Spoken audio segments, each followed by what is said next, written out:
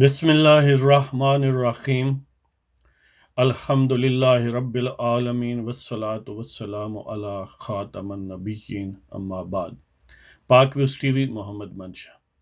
آج کا پروگرام بڑا مختصر سا ہے، آزادی مارچ پر بس مختصر سی گفتگو ہوگی، اور اس کے بعد ایک نظم آپ کی خدمت میں جس کا عنوان ہے مولانا کی عظیمت کے نام۔ تو بسم اللہ کرتے ہیں جی۔ آزادی مارچ کا شور و غوغا ہر طرف ہے، اور یہ کئی مہینوں سے کئی میٹنگز ہوئیں، کئی لوگ، کئی لیڈرز آپس میں ملے، کبھی کوئی بات ہوئی، کبھی کوئی بات ہوئی۔ اب لگتا ہے کہ یہ فائنل فیز میں ہے۔ ایک طرف مسلم لیگ نون کے وفد نے جناب مولانا فضل الرحمان سے ملاقات کی، اور اس میں متضاد اطلاعات ہیں۔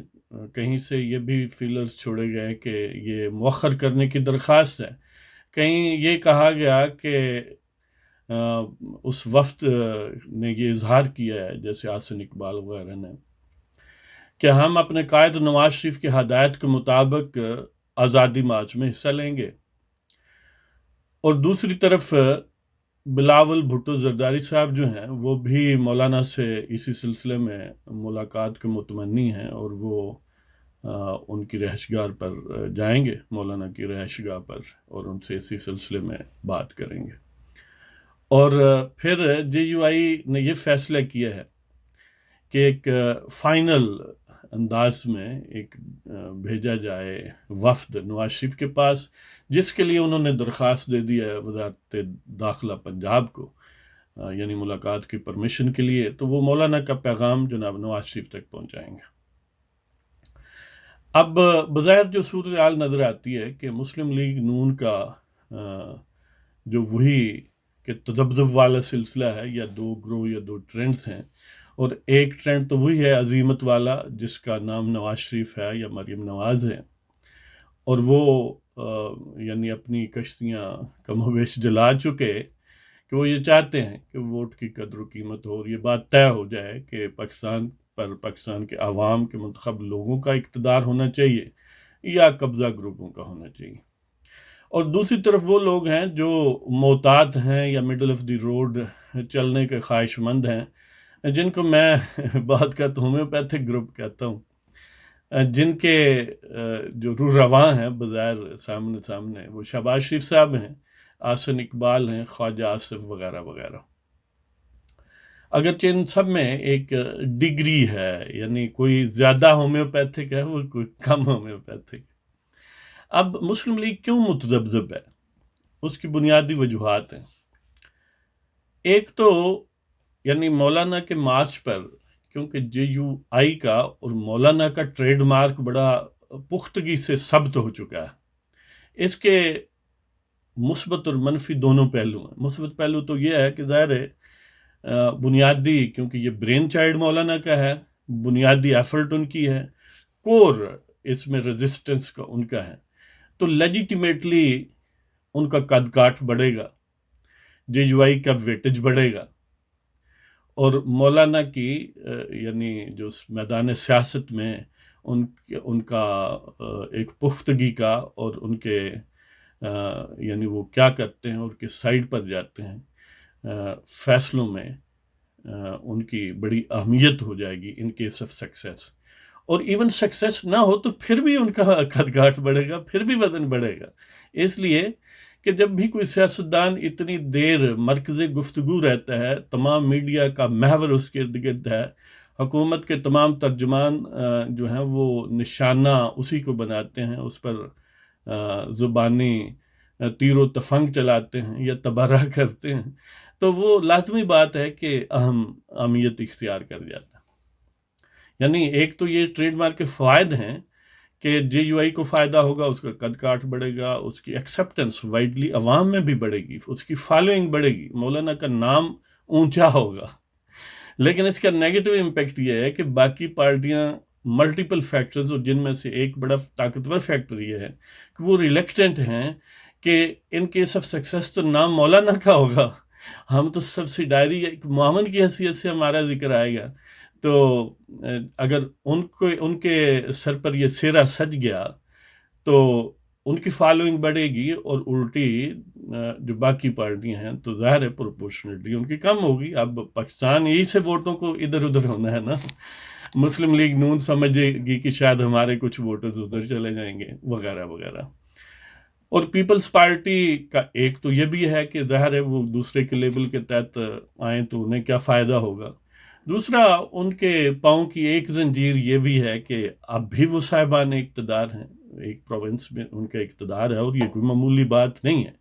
آج کل کے موسم ضمیر فروشی میں اگر اقتدار میں ایک ٹانگ نہ ہو تو پارٹیاں جو ہیں وہ بعض اوقات ایویپوریٹ ہو جاتی ہیں. جی، وہ ملتی نہیں ہیں کہ کہاں تھیں.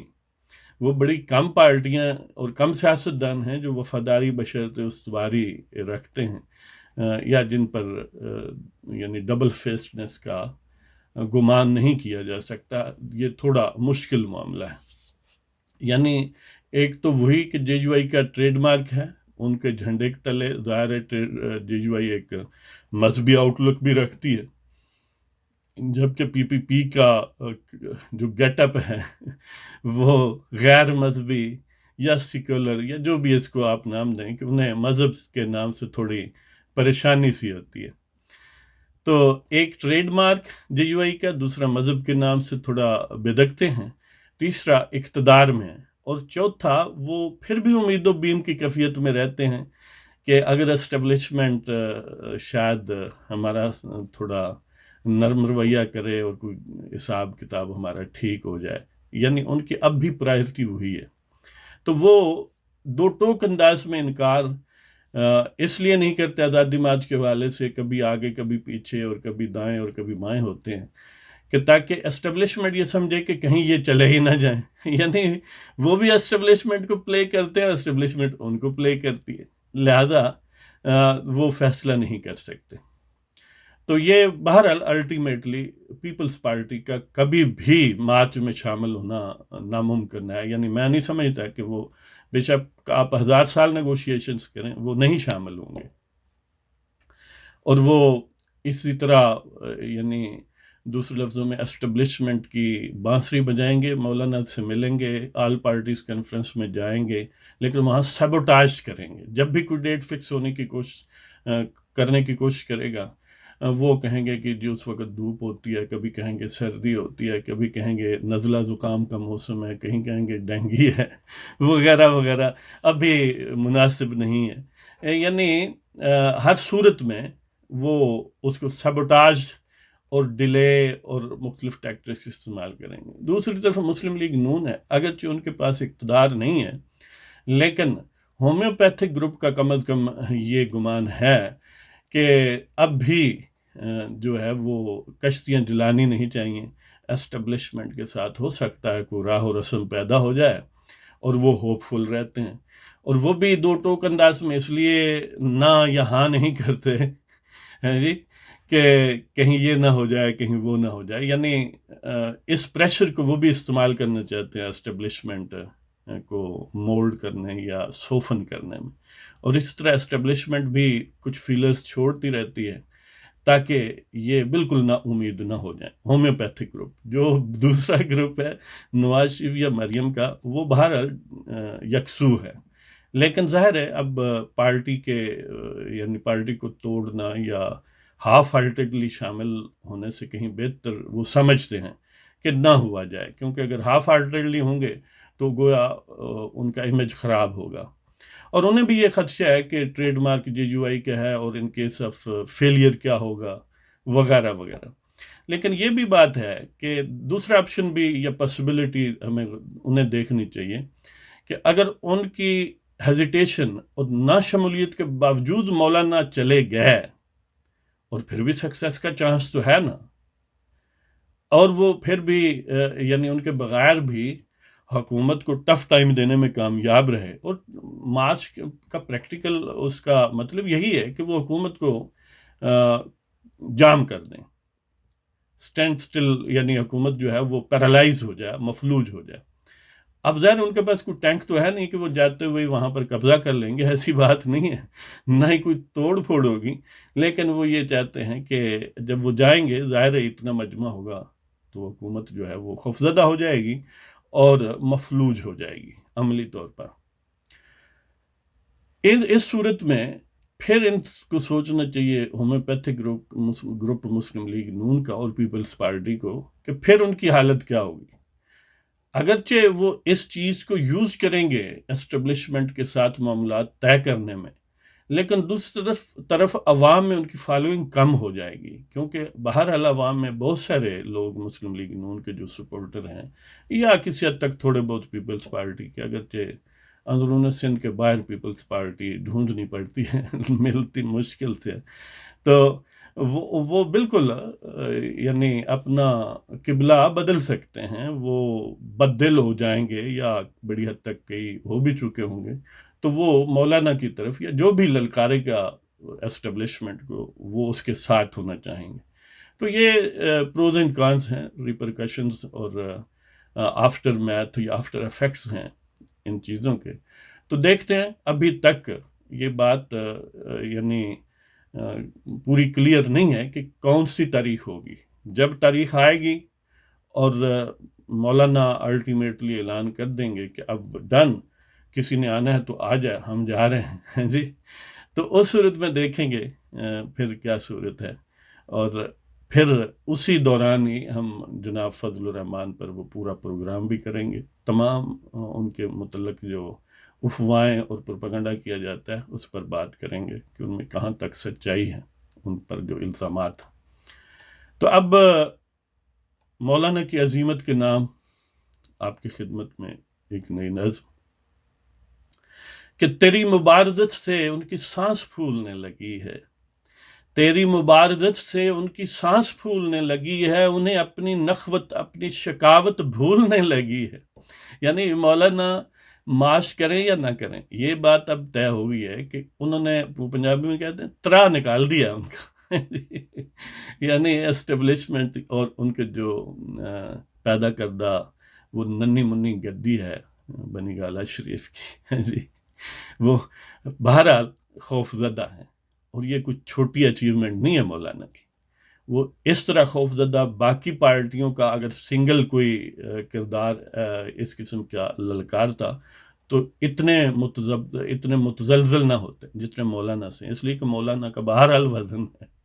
تو تیری مبارزت سے ان کی سانس پھولنے لگی ہے، اپنی نخوت اپنی شکاوت بھولنے لگی ہے، کسر ظلم کے در و دیوار خوف میں ڈوبے ہیں، کسر ظلم کے در و دیوار خوف میں ڈوبے ہیں، شاخ اقتدار تو بنا طوفان ہی جھولنے لگی ہے، کسر ظلم کے در و دیوار خوف میں ڈوبے ہیں، شاخ اقتدار تو بنا طوفان جھولنے لگی ہے، لب ہائے سگاں ہلتے تو ہیں مگر خشک ہو رہے ہیں لب ہائے سگاں ہلتے تو ہیں مگر خشک ہو رہے ہیں، ان کی زبان کی زہر افشانی کچھ چوکنے لگی ہے، لب ہائے سگاں ہلتے تو ہیں مگر خشک ہو رہے ہیں، ان کی زبان کی زہر افشانی کچھ چوکنے لگی ہے۔ آپ کو پتہ ہے نا کہ آج کل حکومتی ترجمان اور جو ان کے سپوکس پرسنز اور میڈیا والے ہیں، جیسے عاشق بی بی ہے،